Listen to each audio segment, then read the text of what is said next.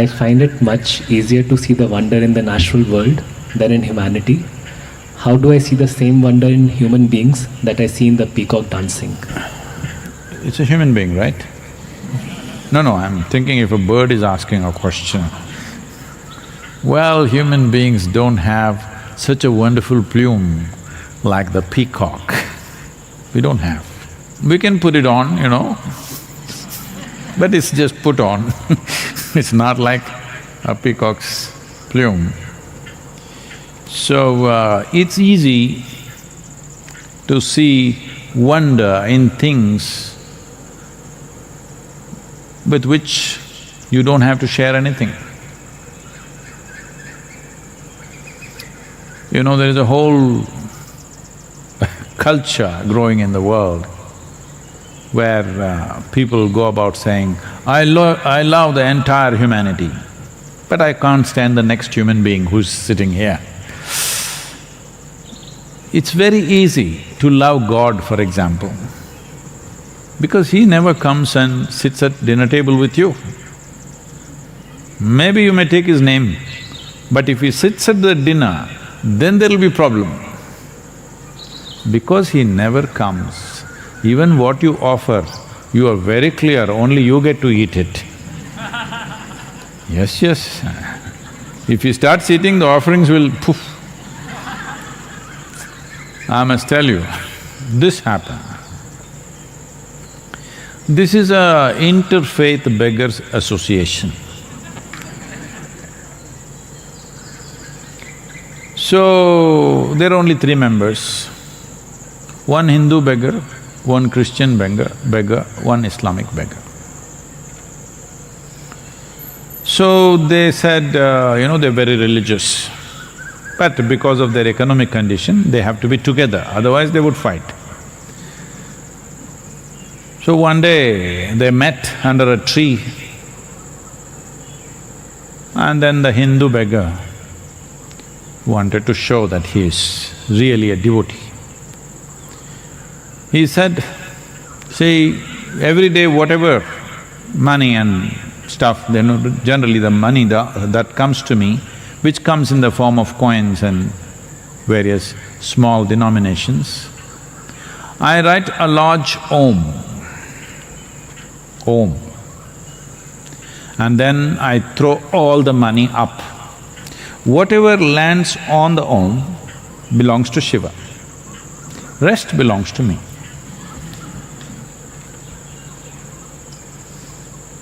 I am a real devotee. Om is, big tail and this one, all that. The Muslim beggar said, I also do something similar, but for us, the sacredness of the moon is in the first day moon, which is a thin sliver. I draw the picture of the first day moon, then I throw the money. Whatever lands on the moon belongs to Allah, rest belongs to me.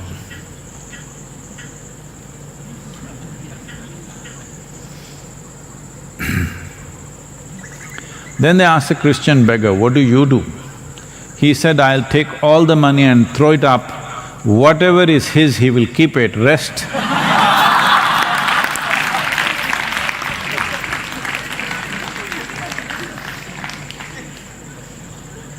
like this. It's easy to love a wild bird which is dancing, which is beautiful, because it doesn't ask anything of you. It doesn't even like you, actually. It doesn't think much of you. Have you seen how a peacock looks at you?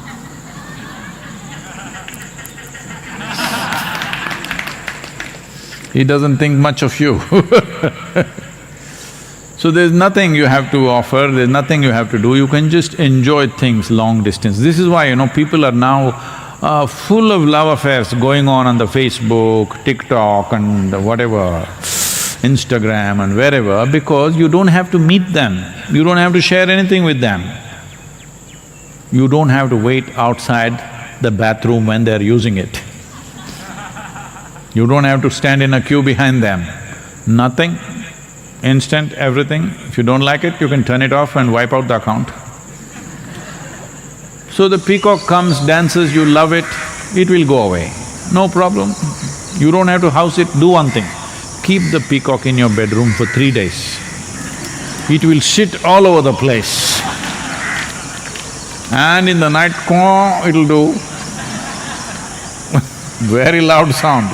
People may not know this. Every day, they're sitting on the roof of the place where I am, and pa-poo, they'll start in the morning, okay? So keep the peacock in your house for 3 days, then let's see how much you will be. So, human beings are a difficult species, that includes you. So, don't make this… See, we are talking about not having distinctions of race, religion, caste, creed, gender. Lot of talk is going on about this. I am telling you, don't even draw lines about the species. Why? I love a monkey but I can't love a human being, this means there's an evolutionary problem within you. I love the monkeys but I can't stand the human beings. What does it mean? You don't like the evolution. So, it looks fascinating, the one monkey jumps all over from branch to branch, fascinating. Just one day keep your window open in Shivapadam. A few monkeys entered your room, you're finished. They will eat, they will tear, they will shit all over the place, they'll destroy everything that is there and they're gone. Now you come and say, ah, my dear monkeys, what a job they have done. No, it won't work like that. So, it's all right, at least you're enjoying the birds, it's good. It's a kind of a lobby called ornithologist, you enjoy the birds. Study the birds or enjoy the birds. Bird watching.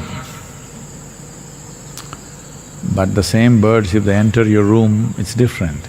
The problem with human beings is you encounter them everywhere, they're in your house, they're in your office, they're everywhere. They're not just dancing somewhere far away.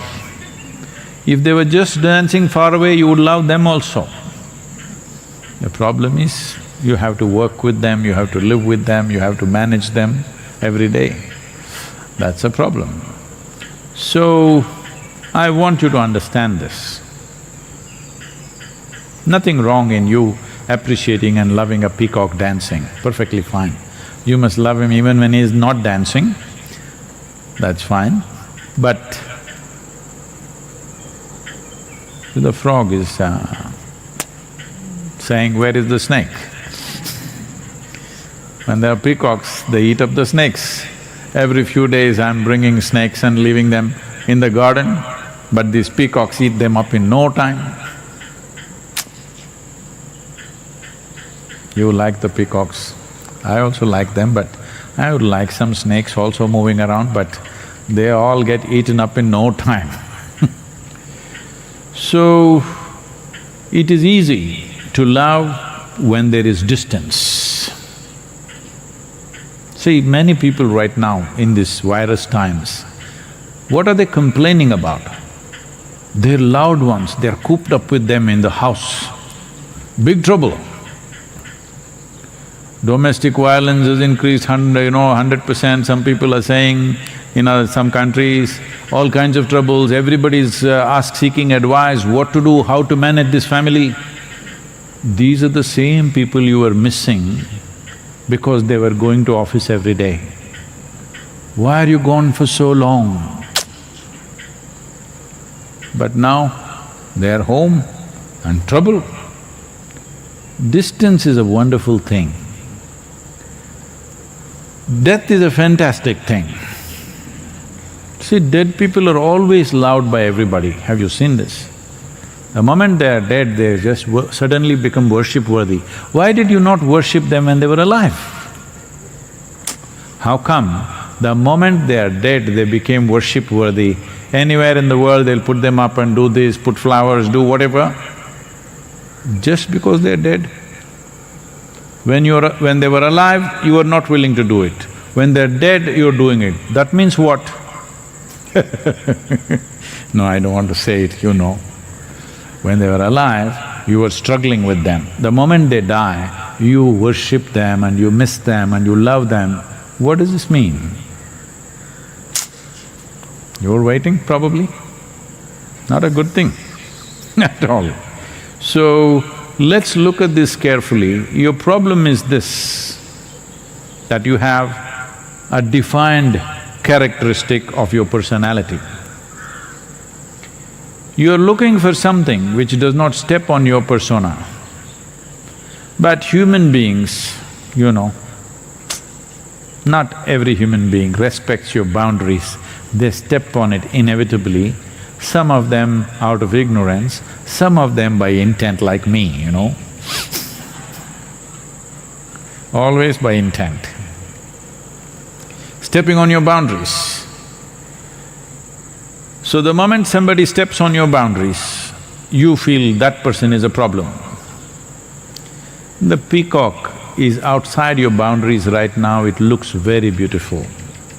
If it steps into your boundary, you will see him also as a big nuisance. Yes, you will.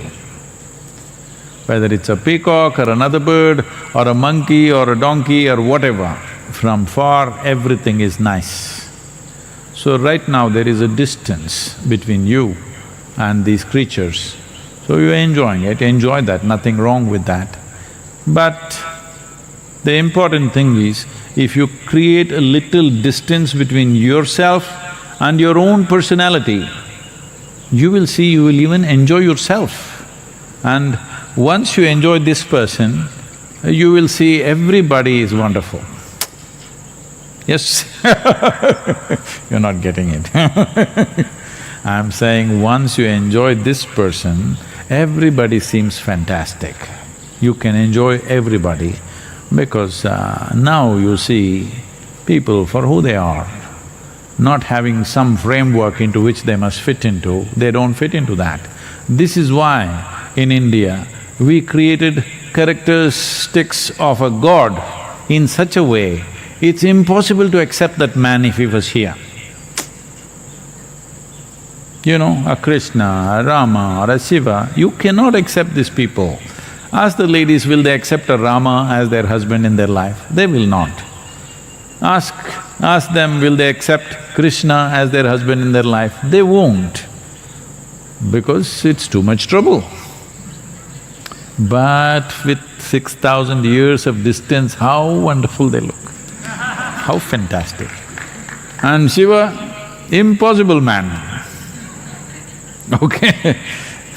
Just anything and everything that you can think of, he is.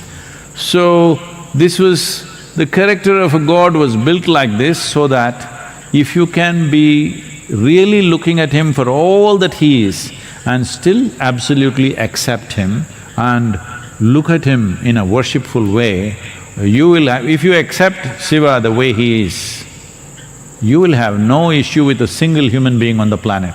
So you must do that.